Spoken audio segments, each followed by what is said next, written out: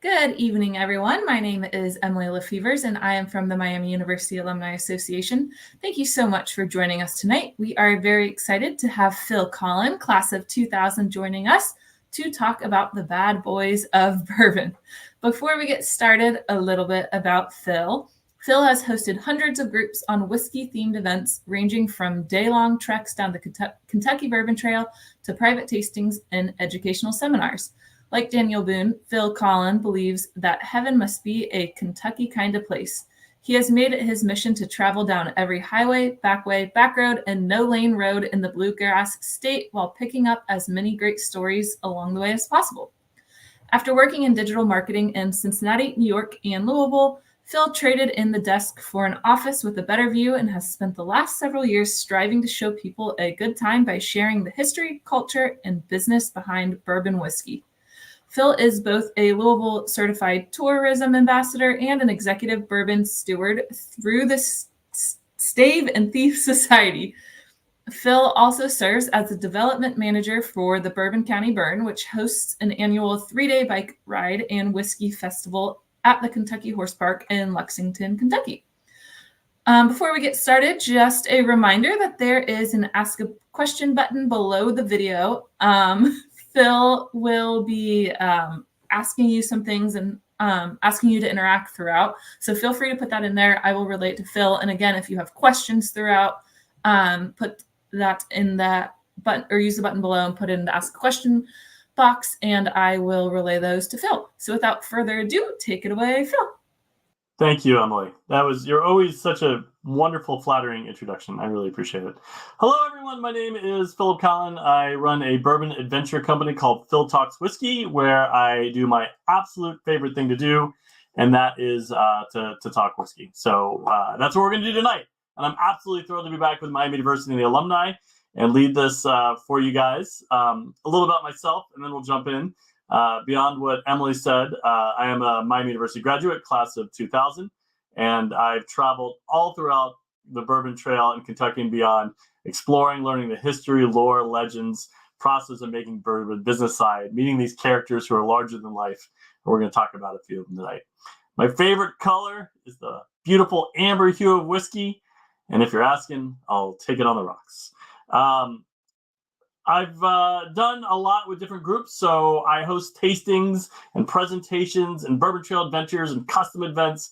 I welcome you to connect with me online. You can find me on Instagram and Twitter at Derby City Phil. You can email me, phil@philtalkswhiskey.com. If you want to share or tag me in a photo or send me an email of your own bourbon lineup tonight, of what you've got going in front of you, you're set up at home with your glassware and your bottles, feel free to do so at the tags. I always like to see, it's always a little hard virtually, so I always like to see what people are doing. So at Derby City Phil, you can give me a follow, tag it there. And beyond all this great stuff I do for the Miami University Alumni Association, other groups, I'm always available to book for private events, tasting, what have you. I'll fly to wherever you are, 4-lane road, 2-lane road, no lane road, dirt road. I'll come to where you guys are and host a wonderful presentation for your group, personal or otherwise. But let's talk about tonight and how tonight is going to work. We're going to have more fun on a Friday than is allowed by law in 17 states. I won't keep you from drinking too long. I've learned that. I will try not to go too fast. I'll try not to inundate you with information. But most importantly, the goal is for you guys to learn something new about bourbon whiskey, to hear some wonderful, fascinating stories about the bad boys of bourbon, nefarious criminals that almost got away with it, in some cases did, and maybe even discover a new whiskey brand. This is designed to be interactive. I'm not a talking head who's going to sit here and yell at you guys for an hour about all things America's native spirit. I invite you to drop questions, feedbacks on things you tasted tonight that you liked, things you didn't, tasting notes, general thoughts about bourbon, into the chat bar. Like Emily said, she'll share it with me, and she's on point. She's always so wonderful to help out with these things. So you'll see in the login, you'll see the chat bar. So feel free to drop it in. So let's try it out tonight. We're going to talk about the bottles that we're going to taste, but I want to hear from you. If you have a favorite whiskey, if there's one bourbon brand that really lights your fire, that you can't get enough of, that you will tell the nearest stranger you can find that it's a bourbon you love, or just your go-to sipper. So I always like hearing what bourbon whiskey people are drinking. So if you want to drop that in the chat, share one of your favorites, and also where you're from. where you're virtually from, because thanks to the innovation of a global internet network, we are everywhere, so let them know where you're from. But tonight, here's what we're going to be drinking. We'll talk about crimes and legends and lores, but like I said, I'm never one to let lips get dry. So we've got 3 bourbons, all carefully selected for tonight. And as always, when you host a bourbon tasting, it's always best to go low proof to high proof. So that's exactly what we're going to do tonight. These 3 are all about the same proof point. You'll find that while bourbon by law can't be bottled at any lower than 80 proof, your real quality bourbons usually are in that 90 to 105, your everyday sippers and small batches and such like that. I know some of you, I meant to say this, have actually been in a bourbon presentation with me before. I'm honored and flattered that you came back. Maybe a couple of you were at the live homecoming tasting event in Oxford, Ohio, in Miami University a few weeks ago. So welcome if you're there. And the reason I'm saying that is that we worked hard to provide 3 new expressions that we can sample through. And I'm going to do my best not to repeat myself too much on any facts about bourbon and share some complete new information. All right. So the 3 we're going to taste tonight, and I know that Miami shared these with you, so hopefully you got these bottles. Maybe you got different ones for your own tasting, or maybe you're not tasting at all. It's all gravy. It's all fine. I say gravy because Thanksgiving's a week away, and I can't wait to drink wild turkey until I gobble till I wobble. But that's not for 6 days. So the first one we're going to drink tonight is Larceny. The name very fitting for tonight's occasion, cracks in at 90 proof. From there, we're going to move in to Old Forester from their Whiskey Row series. This is Old Forester 1910, Old Fine Whiskey. And then we'll end with the staple of Jim Beam small batch line, Knob Creek. The Knob Creek 9-year-old age statement is back on there. Small batch whiskey out of Kentucky. All 3 products, all from major distilleries. And we'll talk about each one. We've got someone from Simsbury, Connecticut checking in, telling us that Angel's Envy is their favorite. Angel's Envy is wonderful. Around me, if you're looking for a good gift, I don't know why people haven't done this sooner, but the Angel's Envy bottles they're selling for the holidays come complete with this like little package by the top of the neck of the bottle. And when you open it up, it's a gift bag specifically designed for that unique Angel's Envy bottle shape, whether it's the bourbon or the rye. So you can buy the bottle, get the bag, and give it as a gift. Instant gift if you like whiskey and you're lazy, much like myself. Cincinnati, we've got someone who's trying the Castle and Key single barrel release. Castle and Key, beautiful distillery outside Frankfurt. Another Angel's Envy fan. Someone's drinking their go-to bourbon, Buffalo Trace, getting down with the Buffalo in Cincinnati. We've got Blanton's Rabbit Hole. Let's see what else we got. This is great. Another Buffalo Trace. Excellent, excellent. And then someone said their everyday drinker is Basil Hayden. So we'll get into this in a little bit. But Jim Beam is bent over backwards sometimes to not let you know that all 4 of their small batch lines, their everyday line of the small batch lines, are Jim Beam products. And you've got Knob Creek, Baker's, Basil Hayden, and Booker's. So when you see those different lines in stores, all made at the Jim Beam distillery. Not everyone knows that. All right. So we're going to talk about crimes. And it's not a thing of the yore, the different issues. Let's drink first, right? Come on. Like I said, I don't want to keep you waiting too long. So we're going to start with the larceny. Then we'll talk about some crimes. Then we'll talk about some Old Forest and have a sip of that. Then we'll talk about some more crimes. You see how this is going? Everyone on board with that? Excellent. Delaware, Ohio. Love and honor Russell's 10-year. Russell's 10-year is tremendous, a wild turkey product. So we're going to open them up. So larceny is a product from the Heaven Hill Distillery. You see the keyhole in the middle. It's kind of cool bottle design. If you look in there, you can see in the back, the keyhole has keys in the back of the bottle. It's easier to see in the light, harder to see on a webcast like this. John E. Fitzgerald. And there's 2 things that are unique about larceny. First of all, I'm always trying to separate. I like to tell people when I host these presentations that I am the bourbon Switzerland when it comes to whiskey presentations. Friend to all, loyal to none. And when you strip away the legal requirements that are on a bourbon label, stuff that says like Kentucky straight bourbon whiskey, the proof of it, contents, the government warning that has to be on each one of them, point of origin, you get a lot of malarkey. You get a lot of hogwash. You get a lot of double talk and marketing speak that means butkus. And right down the side of it, right here in big bold letters, is the year 1870. And I'm pretty sure I have as much connection to 1870 as this bottle of larceny has to 1870. This product is certainly not been around for 153 years. And maybe that's when Johnny Fitzgerald lived. The parent company itself, Heaven Hill, was only founded right after Prohibition. So there are zero ties. Maybe it's their address. I don't know. But it looks good, right? So, Johnny talk aside, two great things to tell you about this bottle is that larceny was designed in mind to have a new type of everyday wheated bourbon on the marketplace. What do I mean by that? With bourbon, you have your flavor grain that gives it a signature flavor. All bourbon is a corn whiskey, as you may know, but then you have either rye as the flavor grain or wheat, and they really create two separate flavors. Rye is very robust, and wheat is very sweet. And Maker's Mark is probably the most famous and best-selling wheated bourbon.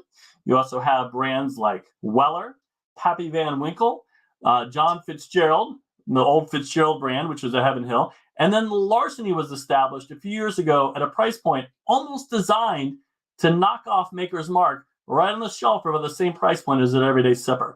So when you have this, you should notice that compared to other bourbons of its proof and price point, it's a little sweeter, it's a little smoother, but we'll taste and let you find that out. The other thing, the larceny connection goes back to the name Johnny Fitzgerald, who was a barrel bondsman. He worked for the government, and he was the guy who had the key to the distillery. Back when the government had more control over the warehouses, two people had keys to the warehouses. There was the master distiller and the government bondsman on site. And the guy from the government wasn't concerned about barrels coming out.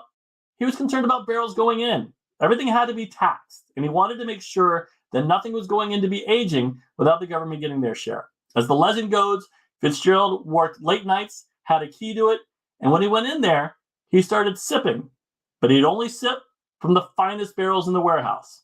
So he committed a little bit of larceny in his own, and using his keys, discovered the best bourbon, as the story goes. So let's raise a glass. Let's toast. We'll raise this first toast to Miami. It's 11 honor. Here we go. It's weird drinking a little alone. I wish you were all in this tiny room with me. That's good. You can really feel the sweet notes in the front. You feel a little bit of heat. Maybe if it's your first whiskey of the evening or first whiskey in a while, you get a little more heat. But at that proof point, this one clocks in right at 92 proof. Big red letters to tell you that. I think this is a wonderful one with a nice finish. And let me know your tasting notes and what you think of this larceny one. Often people ask, what's the best way to drink my bourbon? How should I be drinking my whiskey? And I say the same thing that they've been saying in Kentucky for years now. Drink it any damn way you please. There's no wrong way to drink whiskey. You can do what you like. I'll drink it a couple different ways tonight, and I'll end by showing you my favorite. But this is a Glencairn glass, complete with the Phil Talks whiskey logo right on there. And this is kind of the preferred way. You'll see it at a lot of distilleries and kind of sampling kits. It's really great because it's got a nice wide base for you to kind of put right down. But it also has this bulb and then the nose up here, so the aromas kind of go up so you can get her in there. So this is larceny. So while I get your tasting notes on what you think about this one, I'm going to tell you some stories about crime. I'm no Netflix true crime documentary series, but I've got a tale or two to tell, and I think you guys will thoroughly enjoy these. These are all completely real, true to life. You know, there's a bourbon brand in Iowa, in Templeton, Iowa, and they got in a lot of trouble because they said that Templeton, Iowa was the home of bootlegging during Prohibition, which is true. And they said that Al Capone and others would come to Templeton, Iowa, because it's about 100 miles from Chicago, and get a lot of bootleg material. Also true. But then they said when they decided to start the distillery, they discovered an old dusty desk in the attic. And when they went to move it, they uncovered the middle drawer, and they found their grandpappy's secret recipe for making rye whiskey that was said to be a favorite of Al Capone's. That is not true.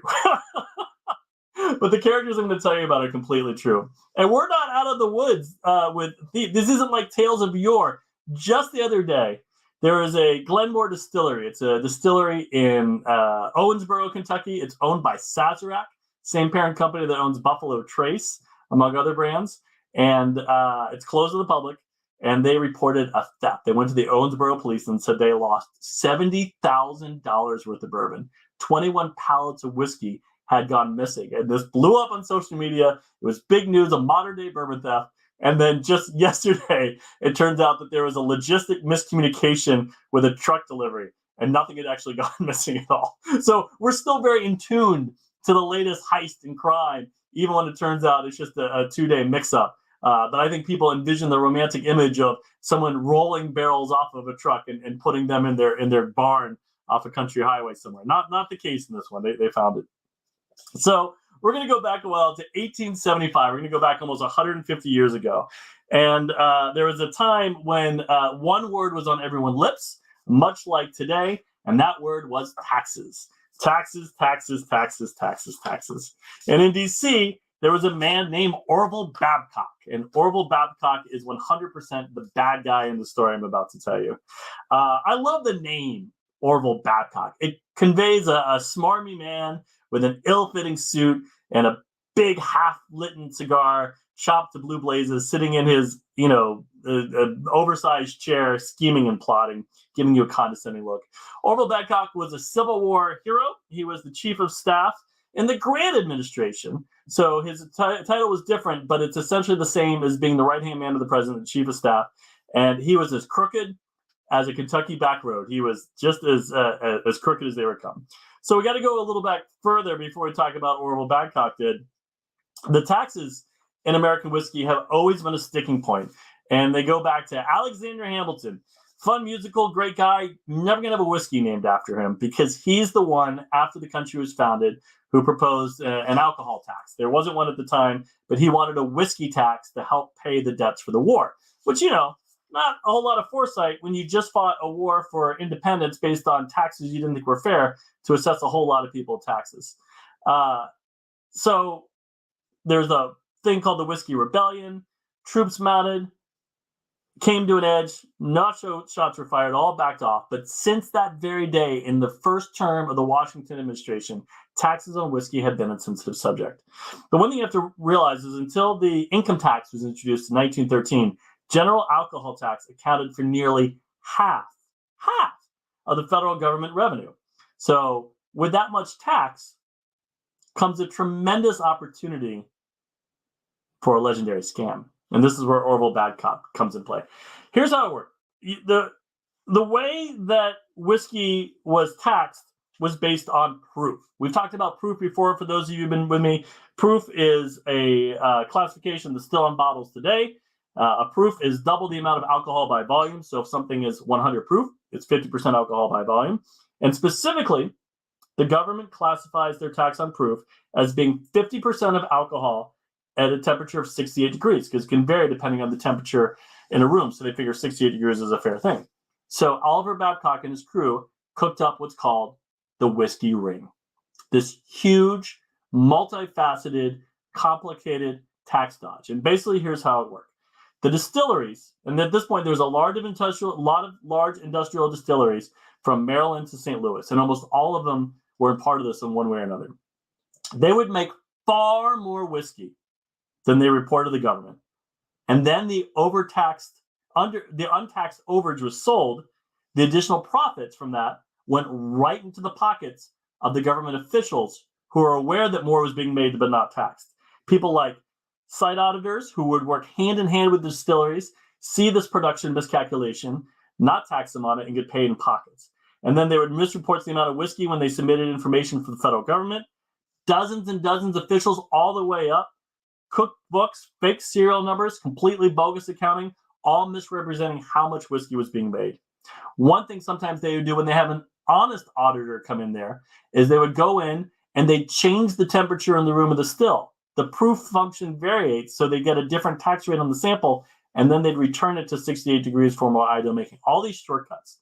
The biggest sin of all is when you're making that much bourbon for quick and easy profit and trying to dodge taxes, you get bad bourbon. Mass-produced stuff that would make any single bourbon on the shelf today blush. Since volume was the key, quality was not. Aging was done at a minimum so they could get it out of the warehouse into people's hands and money in their pockets. And they did shortcuts to fool the consumer, adding everything. Are you ready for this? Adding everything from burnt sugar to wintergreen to tobacco spit to prune juice, anything that they could convince the bar owners, grocery store keepers, and consumers that this was the legitimate tax bourbon. So back to Babcock, the bad guy in your story, if you weren't paying attention. He was in charge of the scheme from day one. He had worked with the president during the Civil War, so he earned a top spot, trusted in the administration. And along the way, he convinced Grant to appoint his buddy and fellow ne'er-do-well, John McDonald, to be the head of the IRS. Between the two of them working this scheme together, they pocketed in just a couple years an average of $2 million a year in 1867 dollars. $2 million. The Treasury Secretary started realizing something wasn't right. He's the hero. His name is Benjamin Bristow. He's a Kentuckian, by the way. He started figuring something was wrong, so he followed a paper trail, went through all this evidence, and he realized that it all led up to President Grant.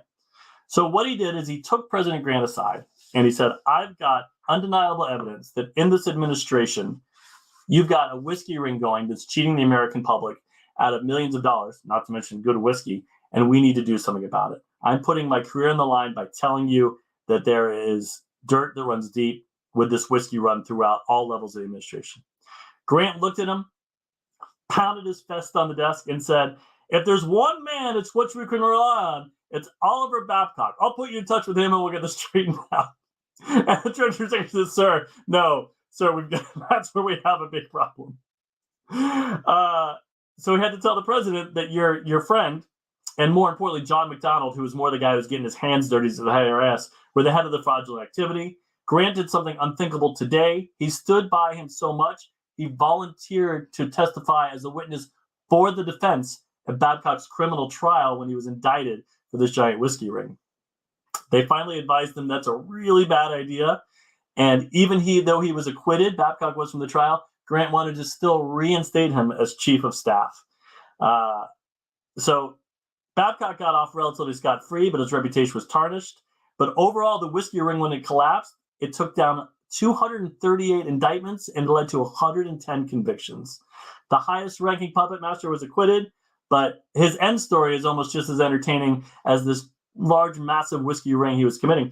He became, very specific, the inspector of lighthouses for the Federal Lighthouses Board's 5th District. He apparently had an engineering background. That's what he did in the Army, and he was delighted to live this quiet life in Little Daytona, Florida, near Mosquito Inlet Light Project. And he did that for years.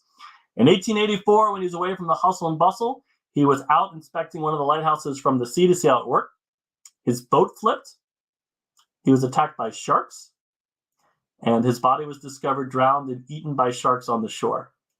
So, 48 years old, his family was said to have loved Florida, stopped loving Florida after that, and that was the end of Oliver Babcock and his whiskey ring. Led to a quiet life in Florida, only to be eaten by sharks after dodging the metaphorical sharks. So, the whiskey ring, it's amazing it doesn't get talked more about, that level of just down to everybody from the stockroom boy to the head of the IRS committing this whiskey fraud and tax dodge.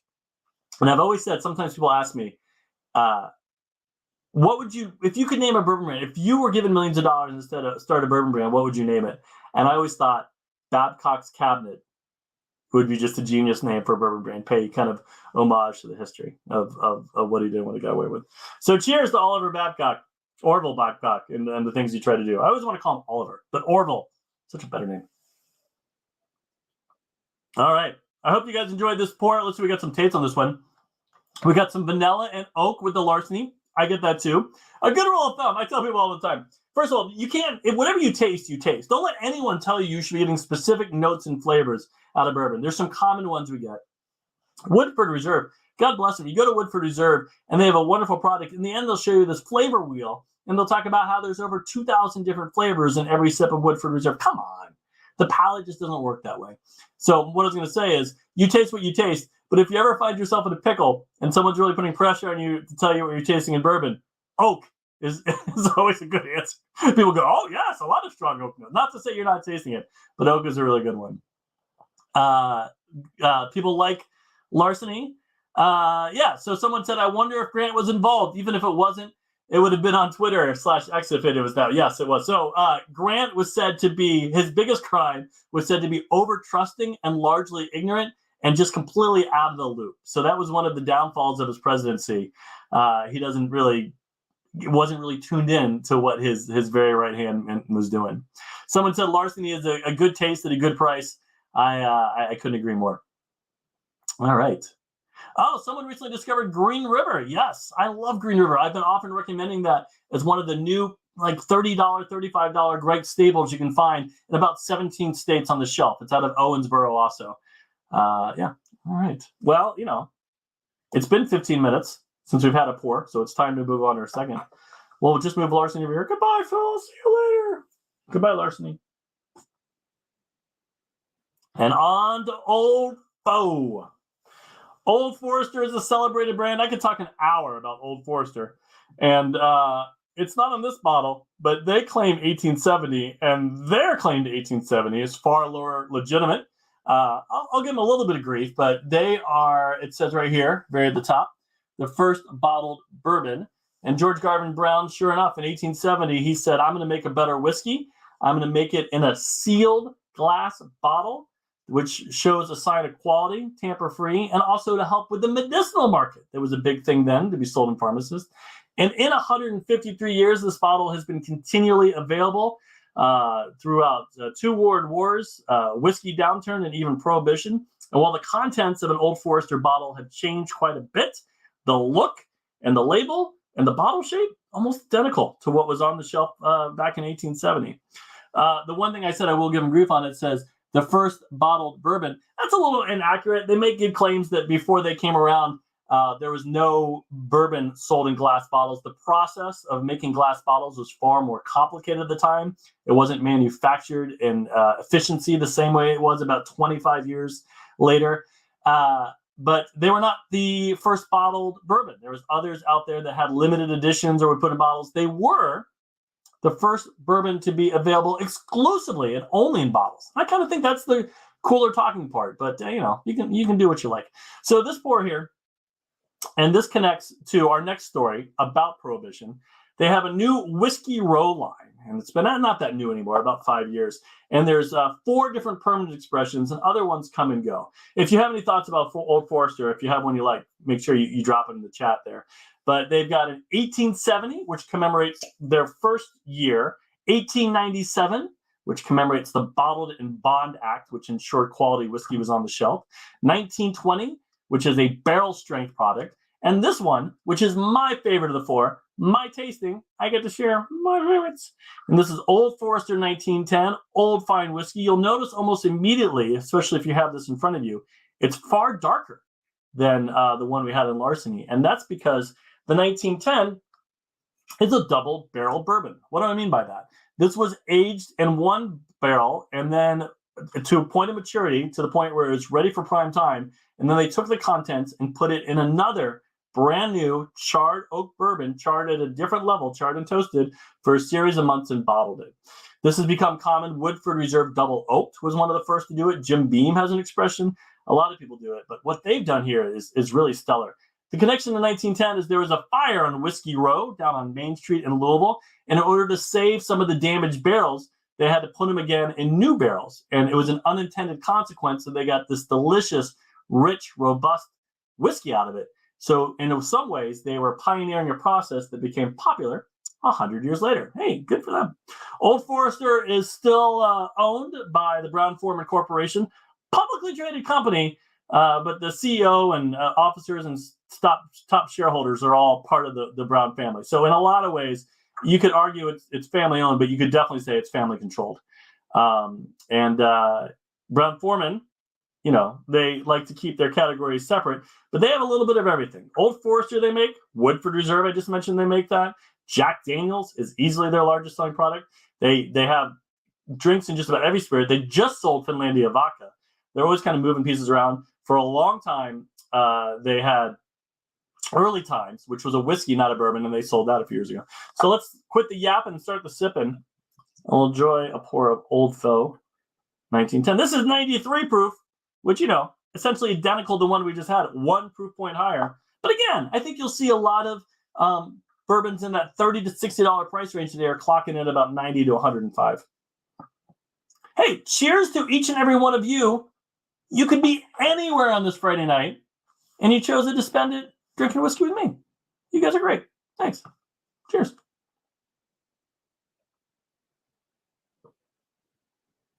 Yeah, I said it before, but robust is really the best way to think about this. I get those strong, almost caramel sugar toffee notes on the tongue. Nice, clean finish. Good mouthfeel kind of covers the mouth. Not too many rye notes on the side, even though it is a rye-based whiskey as opposed to the wheat-based. And those rye, kind of imagine biting into a loaf of rye bread where you feel it in the side and the tip of your tongue. Damn, I like this bottle. I really do. I love that I can speak for. I mean, I'm never out to dog any brand or I'll tell you what stinks, but these give me a great time to showcase bottle. And all three of what we're tasting tonight. Now, I heard from my friend Mary that she had trouble finding this one on the shelf in Pennsylvania. But Pennsylvania is sometimes a godforsaken desert for liquor because of your ABC laws. But all three of the ones tonight should be widely available in just about wherever you are. Sorry, Pennsylvania. You got the Eagles, so you got that going for it. Unless you're in Pittsburgh. And you got the Steelers. The proof on this is 93 proof. So we talked about the lowest proof. Sometimes people say, what's the highest proof? So as I mentioned, you can't have anything lower than 80 proof and still call it bourbon. There's no law to how large the proof can be, but it's kind of premeditated on a couple things. First of all, bourbon can't go into the barrel any higher than 125 proof. That's the highest you can go from off the still into the barrel where it ages.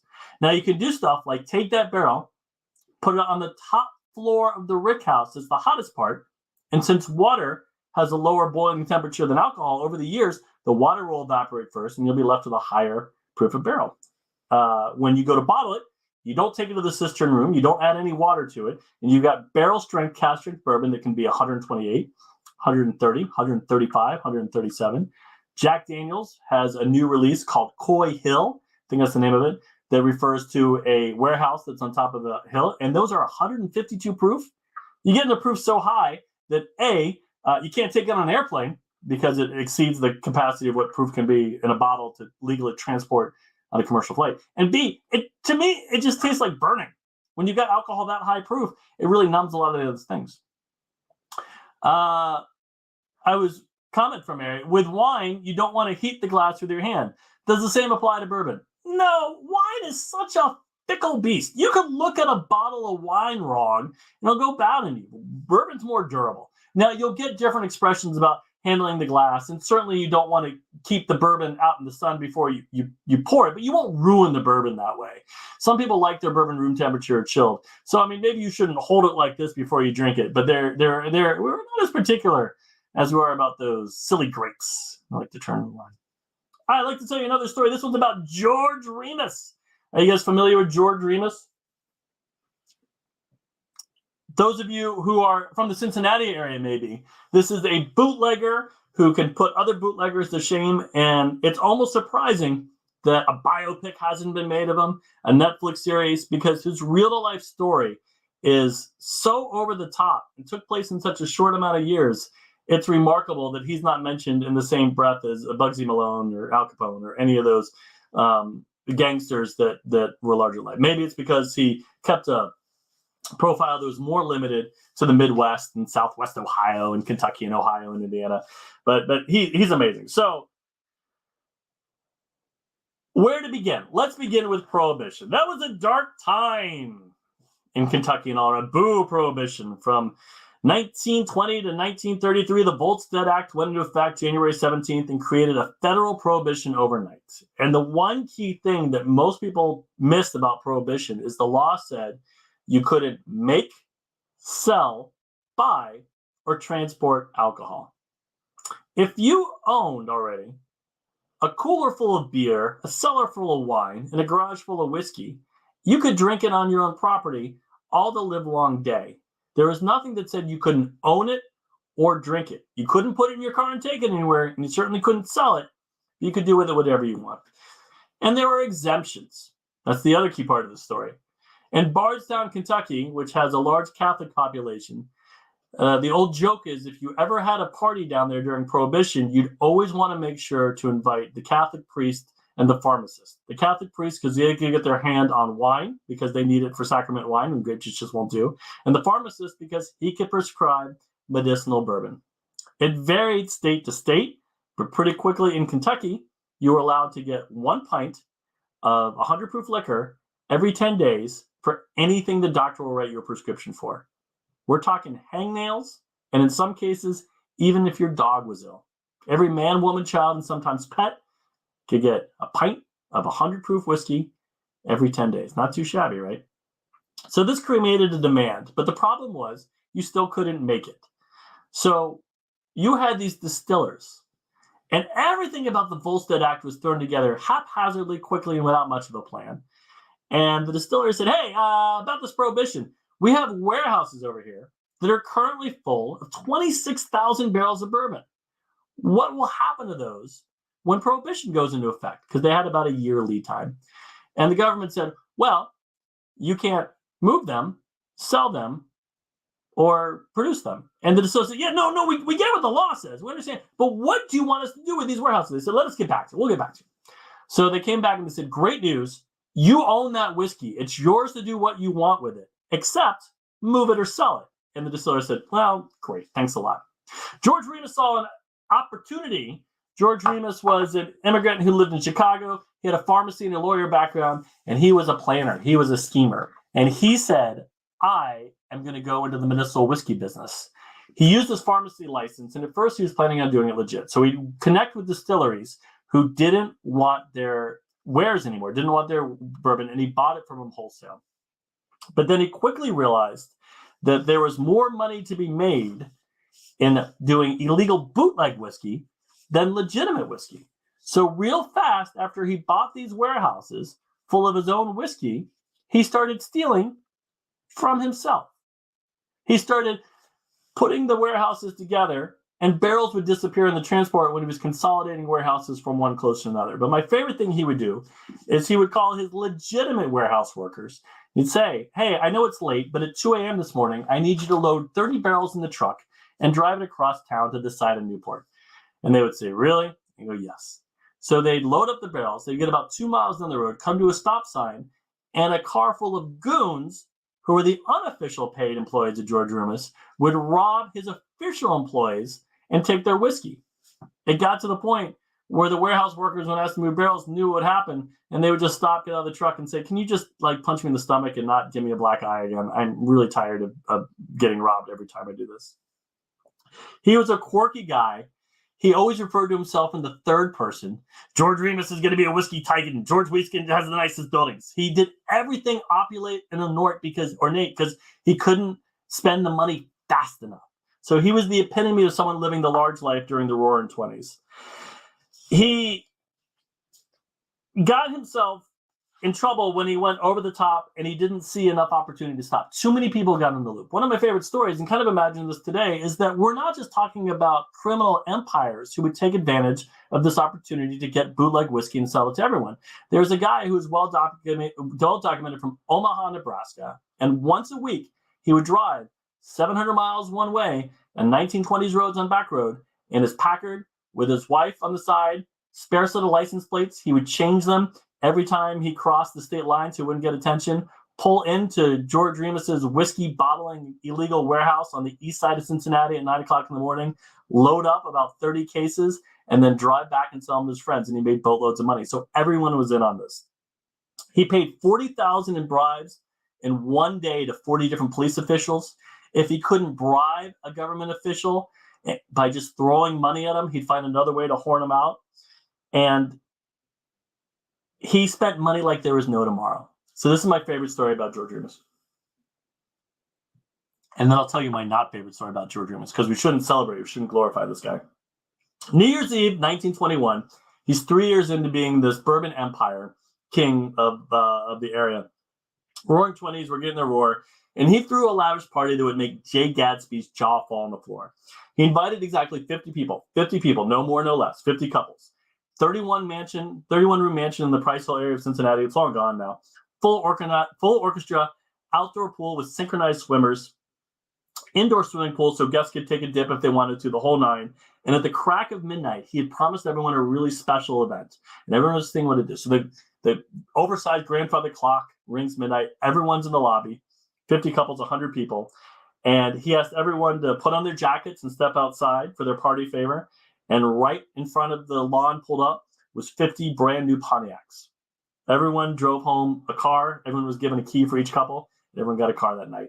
His wife jumped in the pool. Everyone jumped in. And George Remus went to bed because George Remus didn't drink. George Remus didn't like to party. And apparently George Remus didn't really like people. He just wanted to be the king of the game. He wanted to have the most money. As you can imagine, a story like this does not have a happy ending. I'm going to take a drink because the story's going to get sad. It's going to get real sad. He went to jail for all sorts of violations of the Volstead Act. Some honest coppers on the federal level caught up to him. 1922, so it was only a few years before he was in jail. And then the drama ratcheted up to 11. He told an inmate that he had transferred all the money in a secret trust controlled to his wife. Her wife was named Imogen, and it was a $100 million trust. The inmate got out, found out about it, took up an affair with her. Turns out the inmate was an undercover federal officer trying to get more information. George Remus got out of jail, found out his wife filed for divorce, and as Cincinnatians know, he tracked her down to a park just outside of downtown Cincinnati. He chased her with a gun. He shot and killed her, saying, "She who dances down the primrose path must die in the primrose path." And he was put on trial for murder. He gave up the criminal empire, and he died in 1952, back to his original gig, quietly managing 2 drugstores. And mostly, he's just a forgotten element to history, despite this incredible 5 or 6 year run he had. And the most amazing thing, he didn't touch an ounce of booze. It was purely a money-making endeavor. He had no desire to drink. He kind of looked down on people who did. So George Remus, we have a prop. This is a great book. There's a lot of books that are written about him. This one is I don't think George Remus knew this much about himself. It's called The Bourbon King, The Life and Crimes of George Remus, Prohibition's Evil Genius, written by Bob Batchelor. And there's a lot of history of this. I'm telling you, I'm waiting for the movie. In the meantime, a distillery out of Lawrenceburg, Indiana, the old Seagram's plant, MGP, Midwest Grain Producers, has a bourbon bottle that bears his name. So you can go and get a bottle of George Remus. It's kind of funny because it's about 25 minutes a drive from where he set up shop. And, you can argue the merits of naming a bourbon brand after a man who shot and killed his wife in cold blood, but there you go. So cheers to almost getting away with it, but not quite. You guys are great. This is fun. Nowhere else I want to be. If you guys have any questions about anything I've said, or is there anything you want to know more about, let me know. Eager to hear what you thought about pour number 2. And then we'll move on to pour number 3. And then we'll talk about Pappy. It's Pappy Hour, people. I'm releasing my own brand of high-end whiskey. Don't tell the Sazerac Buffalo Trace. It's going to be called Tappy Tan Tinkle. High-end. $1,000 a bottle. Aged 23 months. Picture me on the front with like a cigarette as opposed to a cigar. What are your tasting notes? Let us know by using the question button. All right. We're going to move on to pour number 3.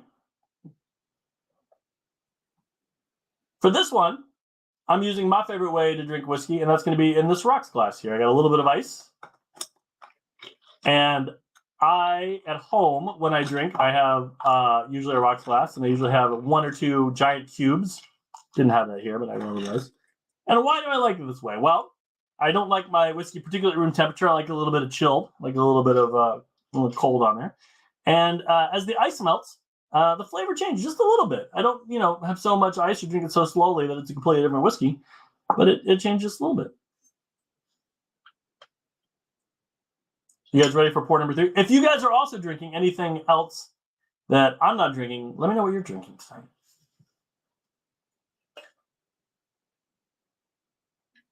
All right. Knob Creek has an interesting story behind it. First of all, let's talk about its name. Not just a picturesque kind of place, but a real location. Knob Creek is the farm that was the childhood home of Abraham Lincoln, Kentucky's own Abraham Lincoln. It is now a National Historic Site that you can visit, and you can see where little Abe Lincoln lived from until he was about 11 years old before he packed it up and moved to Indiana as a young man. And when this bourbon was made, Booker Noe said, we should name it after Knob Creek. And the Boston distillery, Boston, Kentucky distillery, now known as the Booker Noe Distillery, it's only about 17 miles from Knob Creek. So you can bring your bottle of Knob Creek and drink it at Knob Creek in honor Abraham Lincoln. So the 9-year is a funny thing on here. First of all, let's have a sip. We got to know here, Ken Burns' PBS special on Prohibition covered Remus pretty well. Yes, Ken Burns never one to leave stone unturned. And he's drinking Bullet and Templeton Rye tonight. Bill, thank you. We'll have a sip. So this one's a higher proof. This is 100 proof. The first two bourbons we drank did not have an age statement. They're said to be aged somewhere between 4 and 6 years, so a fully mature bourbon, not older. This one, as you can see by the giant 9, is aged 9 years. I've called out the other two for some malarkey in the label, so I'll do that with this one too, but let's just have a sip. It's good. Definitely get the spice notes in this one, right? Cloves, allspice, smooth finish though. Even though it's higher proof than the other two, it doesn't taste like it's any more alcohol. So what we got here does it only say it once on here? No, it says it a few times. So right here on the embossed glass, it says Knob Creek Small Batch. Ooh, small batch. There may be no two more worthless words that you can find on a bourbon label and bourbon label advertising than small batch. But Phil, why would you say that? My favorite brand is a small batch. Well, I say that because it doesn't mean anything. There's no legal classification or regulation about how many barrels you mingle together to get a small batch. The small batch varies widely from distillery to distillery. I've been told that Four Roses small batch is 100 barrels. Jim Beam small batch is 360 barrels. Distilleries like Willett, they don't need to use the term small batch because they're only mingling about 40 barrels together to put it through there. So small batch is the equivalent of putting caffeinated on a can of Coca-Cola. It just don't mean much. Single barrel certainly means that every drop in that bottle comes from a single barrel of bourbon, but technically small batch can be as little as 2 barrels. It is meant to imply a lot. It is meant to infer something. It always, when you have a product on the shelf and you have the everyday sipper expression, you have something higher end, the small batch is supposed to be the more carefully selected set of barrels from a specific spot in the warehouse. So these are people who know what they're doing. One of the master distillers' skill set that often is undervalued is knowing where in the massive warehouses to pull some of the tastiest barrels that have aged the best. So in theory, when you have something that says small batch, and it is the case for Knob Creek, they've gone out of their way to pick barrels from some of the spots in the warehouse, the 6th floor center cut, the 7th floor by the windows, that they know from their experience and making so much whiskey generates the most. But don't think two things. I say this all the time, and I'll take this to my grave. In fact, I want this written on my headstone. 2 things. Don't think that if it says small batch, you're going to like it anymore. And never, and I mean never, equate the age of a bourbon barrel, the age of a bourbon listed on the bottle, how many years it's been aging in the barrel, with quality. Just because something says 9, 12, 15, 18, 23, doesn't mean you're going to like it anymore. People have different tastes and different things that make them enjoy something. You might find an older bourbon is too oaky. You might find a younger bourbon is too harsh. The only thing that a higher number on the bottle means for sure is that you're going to pay for more in the store. Higher age number, higher proof. So the 9 is an interesting one on Knob Creek. Good round. No one will argue that 9 years isn't a good long time to spend on the barrel. You get a lot of merits by aging something that long. The 9 for a while, it disappeared off the bottle. They ran into some trouble keeping up with supply and demand. So they stopped having an age statement by telling you how many years it was. It recently came back on there. And now, not only is there a Knob Creek 9-year, there's a Knob Creek 12-year, 15-year, and even 18-year. And going back to what I said, you'll pay for it. This, I believe, is about a $40 bottle. I know this one varies a lot from state to state. So if you paid a lot less, keep it to yourself. If you paid a lot more, then I'm sorry. There's Knob Creek 12, which you don't see often, is about a $70 bottle. Knob Creek 15 is about $110, $120. And Knob Creek 18 is about a $180 bottle. So you certainly pay more for the other ones, but you get more out of it. A couple notes here. George Remus also made an appearance on HBO's Boardwalk Empire. Yes, he was there for a couple seasons, and his portrayal was pretty real to life. Even the guy they got to pick him. So I think that was a lot of people's exposure to Remus. Glenn Fisher was the name of the guy who played the bootlegger, Steve Buscemi's right-hand man. All right, we're going to have a sip of this. And then, do you guys want to talk a little Pappy Van Winkle and Pappy Heist? We'll talk just a little bit because I want to share with you some great bourbon steals too. Bill, you picked a delightful 3 bourbons to drink tonight. Well, thank you, Phil. My pleasure, Phil. Remember, you can follow me on the social medias for more scintillating bourbon takes and idiotic comments like the ones I'm making tonight. Pappy Van Winkle. Everyone at this point is probably aware of the Pappy Heist. If you are not, a number of years ago in Frankfort, Kentucky, at the legendary Buffalo Trace Distillery, which is the home of Pappy Van Winkle, a number of barrels went missing. This is a complex, convoluted story that's often been turned on its head, and it's gotten the facts wrong. There was recently a Netflix documentary that showcased some crime stories across America, and they did dramatic reenactments of the Pappy Van Winkle heist, which Buffalo Trace did not participate in all. They did very convincing recreations of sets and stock footage from Buffalo Trace, but they're not involved. And I got so mad watching that, I threw my shoe at the TV almost 3 times. I turned it off and turned it back on. My wife had to calm me down. They in the very beginning, they said the people who were in on this heist were connected with a distillery softball league, and that's true. The actors they got to play the people who were in this distillery softball league were not at all representative of the gentlemen you would find in your average distiller softball league. While the attempt was made to paint them as criminal mastermind, these are people who took advantage of a great opportunity. If you've ever been to Buffalo Trace, and I can't recommend the spot enough, it's a wonderful distillery. The tours are free. It's the oldest continually operating whiskey spot in America. They've been going nonstop since the first still opened on the grounds in something like 1790. The tours are free, but it's a big open campus. And it's not hard to imagine a bottle or so disappearing. But the hubris for so many barrels disappearing are really what had a lot to do with this. The gentleman's name is Toby Kurtzinger, and he could have gotten away with taking a bottle of Pappy Van Winkle here and there for years. From the count room, from the bottling line, all this stuff. And it probably happens at distilleries. Now, at the time, Pappy was a little less in demand, and I don't know if he could have continued it, but he got too big for his britches. And it's one thing to steal a bottle. It's another thing to steal a whole barrel's worth. And that's what he tried to do, and he got away with it for a while. He would pay security to take a walk on the other side of the property. He was a loading dock manager, so he had the credentials, and he would pull up, load barrels in, throw a tarp over them, and take off. When he stole all the bottles, that was a bit easier because when this all thing came out, there was a retired deputy sheriff who said, I need you to know I received some of the stolen property from Toby Kurtzinger. And they said, well, how would you do that? Why would you receive stolen property? He said, you don't understand. He came up to me and he said, I heard that you like Pappy Van Winkle. I said, yeah, I'm always looking for a bottle. He goes, well, we had a labeling defect with this bottle and they couldn't sell it. So they gave it to me, and I'm happy to sell it to you. He goes, well, I mean, if you have one, I'll buy it. So there was a bit of plausible deniability, whether the person buying the whiskey believed it or not, that really kind of gave coverage in this situation. But stealing barrels is a whole different thing. The way he got caught is absolutely fascinating to me. And we won't talk too much about this because we don't have a lot of time. But like I said, it was bottles after bottles after bottles.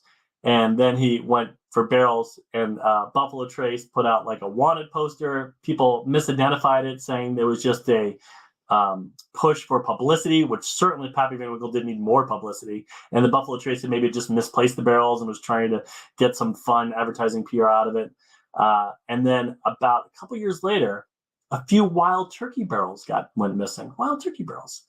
And it was suspicious because they're relatively in the same area. And this just doesn't happen. Yeah, barrels weigh 500 pounds full. If you gave me and my friends 3 hours to sneak into a warehouse and get a barrel out, unless we had a winch and a truck, I'm not exactly sure how we're doing it without getting a whole lot of attention.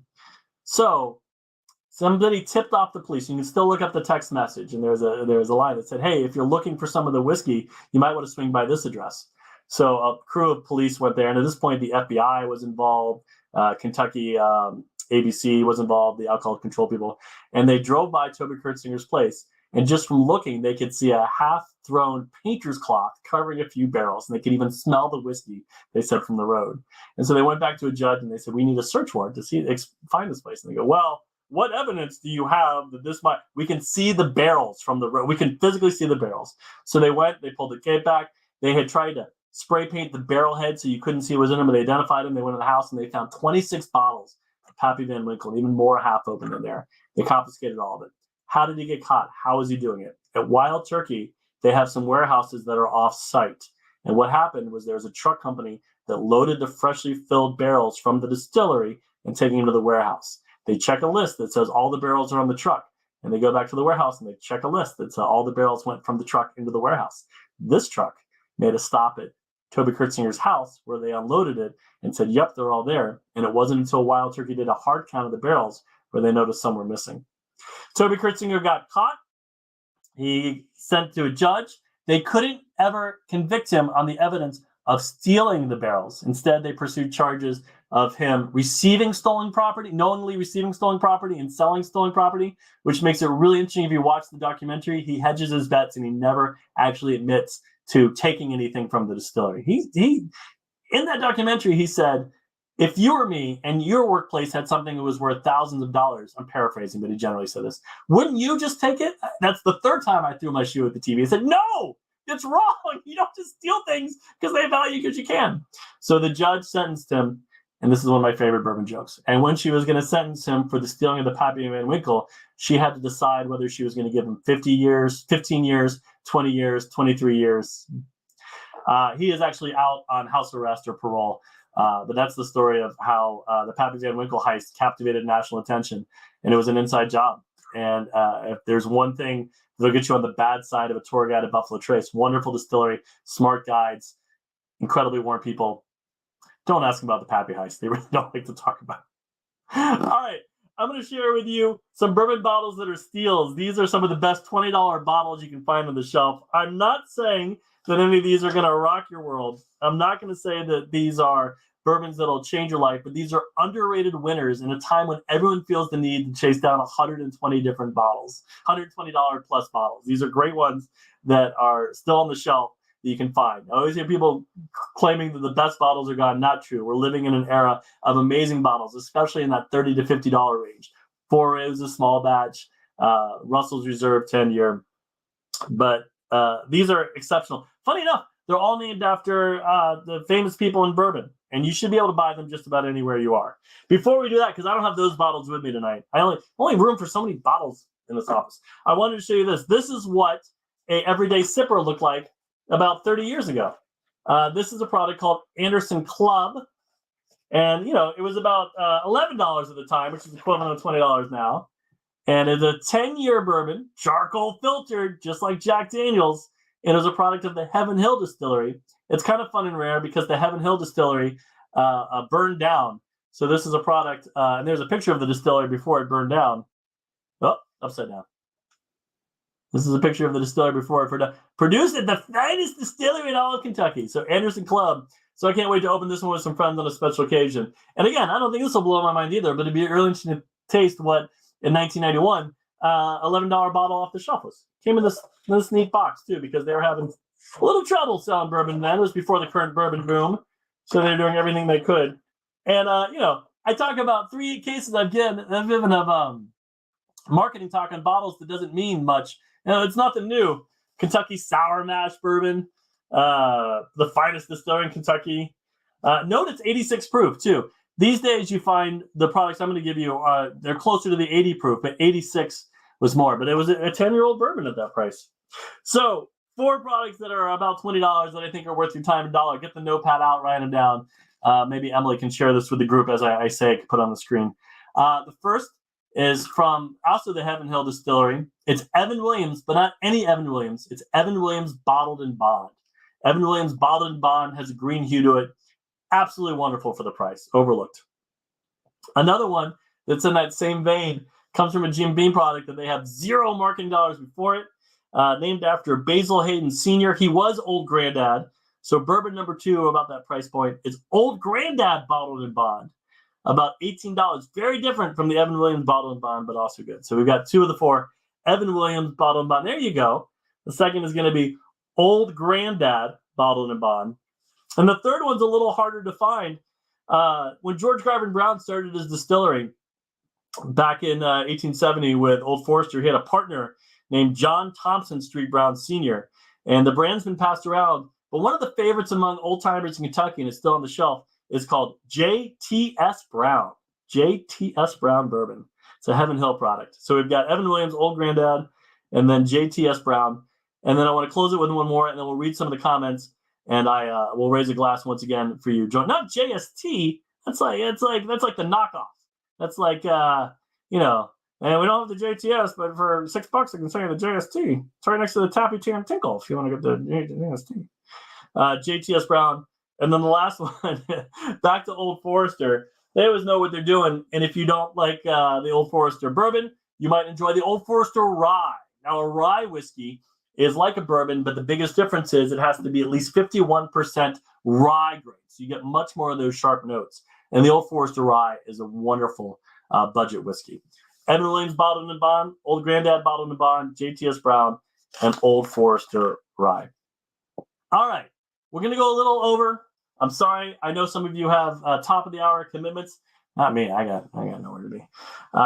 So stick around if you can, because I'm going to eat a delicious bourbon treat.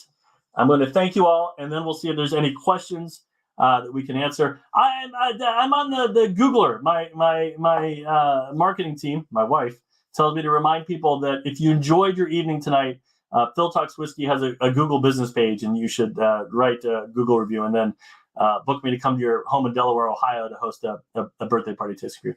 This is a stroopwafel. Anyone can go to a bourbon distillery and take a tour and get a bourbon malt chocolate, but this delicious Dutch treat with the caramel in the middle tastes absolutely wonderful with bourbon. I always recommend trying different sweets and tastes, chocolates, baked goods, tremendous stuff. And I'm going to close out by asking you to expand your bourbon horizons. Always try something new, and always try them with food pairings. I'm going to raise a glass and say thank you, and then we'll see about some questions. Do you know about ancient age Buffalo Trace? Is it still made? What I like to do when I want to start a conversation at the bourbon bar that'll get people talking until closing time at 2 a.m. is say, because this is guaranteed to get people fired up. Hey, Johnny, what bourbon brand did you used to be able to get at an affordable price that you really miss? And temperatures will flare and people get angry. Ancient age, very ancient. Ancient age from Buffalo Trace was one of those. It is not still made. There is a low-end product sold in plastic bottles for 1.75 liters in some states called that, but it is not the same. Ancient age is long gone. Someone pointed out on the Toby Kurtzinger Bourbon Heist, the reason that he stole them was that he had clients. No clients were ever charged. The people who were pursuing him decided not to go after all the people who bought stolen properly knowing. And some people were planning on buying a barrel's worth of bourbon, which is $3,000 before it ages. So it's important to note in the Bourbon Heist, a lot of people were upset that Toby Kurtzinger, in a way, was the fall guy because he wouldn't have had the business if he had people knocking down his door to buy these bottles of Pappy Winkle. So that's a good point. That there were other people who easily could have gotten charges, and that gets murky because some of them may have had standing in the community in some way. A question here is, what is your favorite bourbon that has the smoothest finish? I don't care for the burning aftertaste. Love and honor. So we try to avoid the word burn. That kind of implies bad alcohol or bad whiskey. We say heat. A lot of people call it a Kentucky hug. If you're not into that, you need a little social distancing, maybe a whiskey sweater. One of my favorites that always people comment when I recommend them on it and they're surprised how smooth it is one I mentioned earlier tonight. It's the Russell's Reserve 10-year from Wild Turkey for its price point, and that 10 years really gives it a mellow, easy sipping flavor. There's a lot. Your mileage may vary. I would say go into any well-stocked liquor store or bar and ask the same question, and you might get a lot of different recommendations. We have traveled across the country and have never found Old Granddad in any restaurant or lounge. Why? Maybe you left him in the nursing. Oh, you mean the bottle, Old Granddad? I don't know why.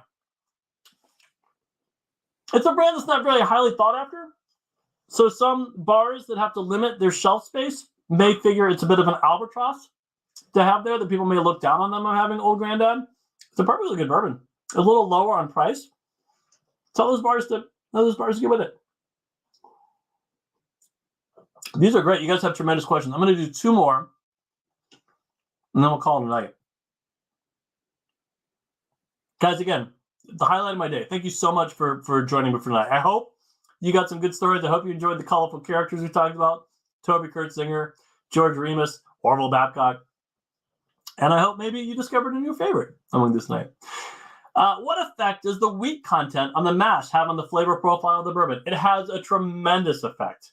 It is, if you ever want to find out for yourself, it's as easy as going out to the liquor store and buying a bottle of, say, Elijah Craig small batch and Maker's Mark, and then giving yourself a blind taste test. You'll be automatically able to tell that the one that's sweeter and softer is the Maker's Mark due to that wheat content. By law, we talked about how the mash bill has to be predominantly corn. And then after that, all rules are off. 98% of bourbons are rye as the flavor grain, wheat as the flavor grain. Sometimes they do something called four-grain, where it's a mixture of rye and wheat. And then you have some crazy experimentals that are everything from rolled oats to tetracail to all these funky quinoa. There's a quinoa bourbon out there that was made by Corsair Distillery down in Bowling Green. So you have all these different people who have tried different things. But the wheat, and that especially the red winter wheat that Maker's Mark uses, really gives it a more palatable, sweeter, lighter feel to it, as opposed to the biting, sharper notes of rye. It's remarkable. And these aren't high percentages either. These are with the overall amount of rye versus wheat you're adding to your average mash is not that high, and it really changes the flavor. We'll talk about Pappy Van Winkle a little bit more. Is that, a question I get all the time is, why is Pappy Van Winkle so popular? I've had other bourbons that have been aged 20, 23 years, an exceptionally long time in the world of bourbon. Very few bourbons aged that long. None of them have that really clean finish, that really subtle taste, that really almost evaporated as soon as you have it as Pappy Van Winkle. And a lot of people attribute that to the fact that Pappy Van Winkle uses a wheat mash bill instead of a rye mash bill. Some of the rye ones, they say, take in too much flavor of the barrel to the point you feel like you're biting an oak. So the wheat has a tremendous impact. And when you're starting a distillery, sometimes you have to decide, are we going to make a rye-based bourbon as our flavor grain, or are we going to make wheat? Last question, this is always a good one to end on. What does bottled in bond mean? You hear that a lot today. What's old is new. I mentioned it tonight with the 1897 Old Forester product.